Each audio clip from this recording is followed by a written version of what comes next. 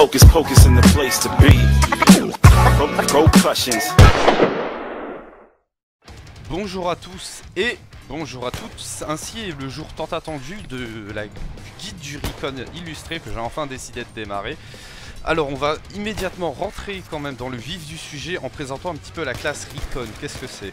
Eh bien la classe Recon, ou bien l'éclaireur en bon français, tout simplement la classe de Battlefield 3 qui est entièrement dédiée au combat à distance et au sniper. À vrai dire, c'est une classe qui est regrettablement quand même un cran en dessous des autres de par l'efficacité assez relative des snipers dans Battlefield 3 et aussi surtout de par le fait qu'elle n'a pas des équipements qui sont vraiment mirobolants, qui sont complètement dingues et qui vous permettront d'énormément faire la différence pendant le combat, comme un ingénieur avec un lance-roquette face à un véhicule, ou bien encore mieux un assaut avec une caisse de soins et un défibrillateur. Enfin bref, là où le Recon est vraiment avantagé par rapport aux autres, c'est tout de même que les snipers permettent de se battre assez bien à distance, même s'ils demandent tout de même pas mal de maîtrise de la part du joueur, étant donné qu'il faut viser la tête à partir d'une certaine distance, ce qui n'est pas toujours chose aisée, et encore plus sur des cibles mouvantes.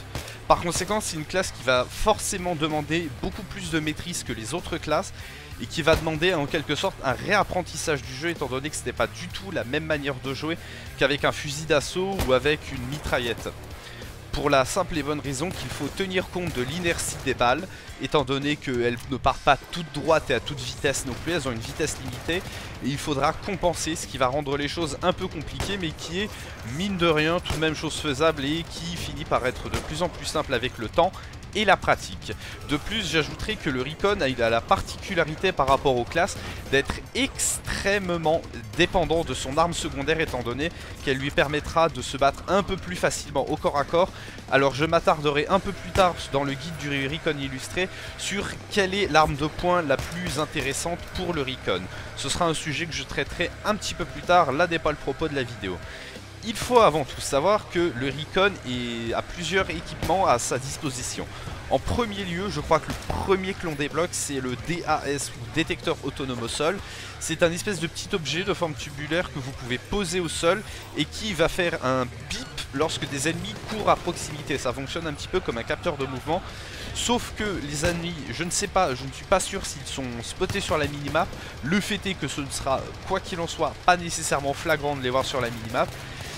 Mais que le meilleur moyen de savoir si un ennemi est dans le coin est avant tout d'écouter le MAV. Alors évidemment, dans l'énorme bazar que peuvent représenter les champs de bataille au milieu des explosions et des coups de feu, si vous n'êtes pas nécessairement pourvu d'une bonne installation audio ou tout simplement d'un bon casque, vous n'entendrez pas nécessairement le bruit et ça peut être assez problématique parce que du coup, vous n'aurez pas d'informations quant à la place de votre adversaire. Il faut savoir qu'il fait un petit bip assez régulier et qu'il fait un autre bip, un bip plus grave lorsqu'il a détecté un ennemi dans le secteur.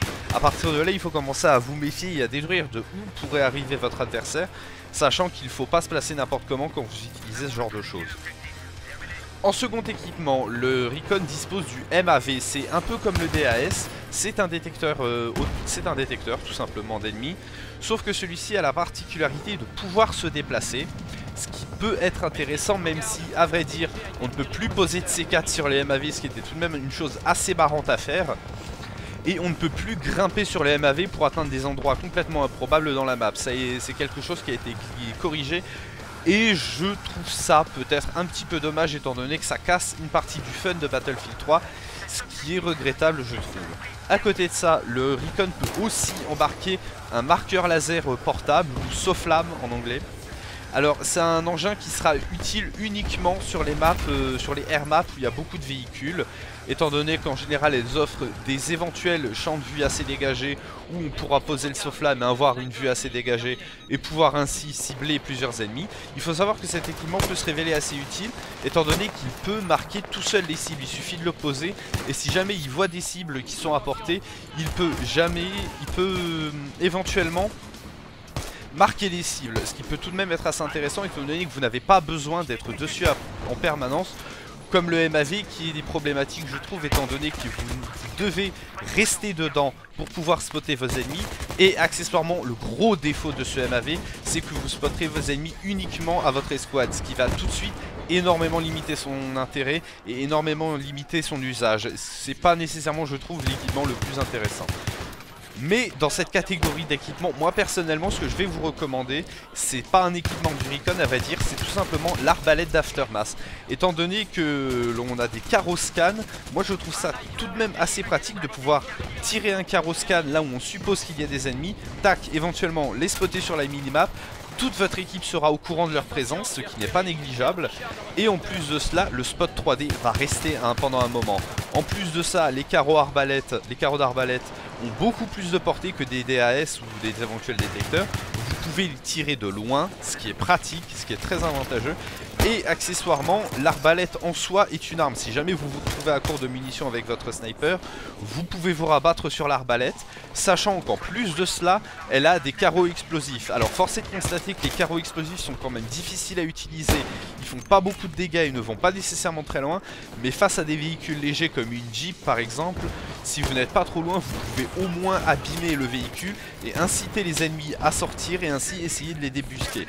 De plus, ce genre de carreau peut éventuellement faire mal à des chars suffisamment pour les inquiéter. Si jamais vous vous placez derrière, proche, et que vous vous mettez à tirer 3 ou 4 carreaux, ils vont quand même le remarquer, étant donné que chaque carreau peut faire jusqu'à 12% de dégâts sur un char.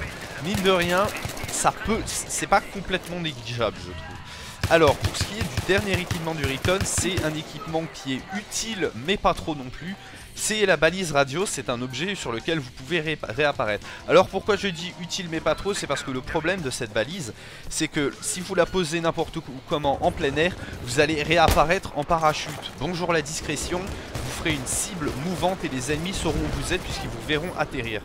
Il y a cependant une petite manière de compenser ce problème, c'est de tout simplement poser la balise soit sur une map où il n'y a pas d'espace aérien et par conséquent vous réapparaîtrez directement au sol, ou alors de poser la balise à un endroit où vous avez quelque chose au-dessus de votre tête, un toit de préférence. Mais il y a quelques autres endroits comme cette antenne sur Cargue que vous avez dû voir dans la vidéo, où si vous posez votre balise avec quelque chose au-dessus de la tête, vous réapparaîtrez directement au sol et ça devient tout de suite beaucoup plus intéressant. La balise radio est quand même quelque chose qui, bien utilisé, peut éventuellement faire très mal. Si jamais vous la placez par exemple derrière vos ennemis, vous pouvez réapparaître derrière eux, faire un gros bac et faire un joli massacre. Surtout que vos alliés peuvent réapparaître sur votre balise. Mais le petit souci, c'est qu'une fois que vous avez posé votre balise, vos alliés ne pourront plus réapparaître sur vous. Pensez à cela, si jamais vous posez une balise, il ne faut pas s'en servir n'importe comment. Au-delà de tous ces équipements, le Recon est quand même une classe qui demande pas mal de maîtrise au niveau des déplacements. Alors moi personnellement, depuis que je joue au Recon sur Battlefield avec Battlefield Bad Company 2 et Battlefield 3, j'ai plus ou moins mis ma petite manière d'approche qui, je trouve, a plutôt fait ses preuves, qui consiste en deux temps. La première chose, c'est quand vous arrivez dans une zone avec des ennemis, vous allez plutôt vous mettre en sniper à distance et vous allez essayer de voir et de débusquer les éventuels adversaires que vous pourriez abattre de loin. Le sniper est avant tout une arme faite pour se battre de loin. Il faut en profiter au maximum.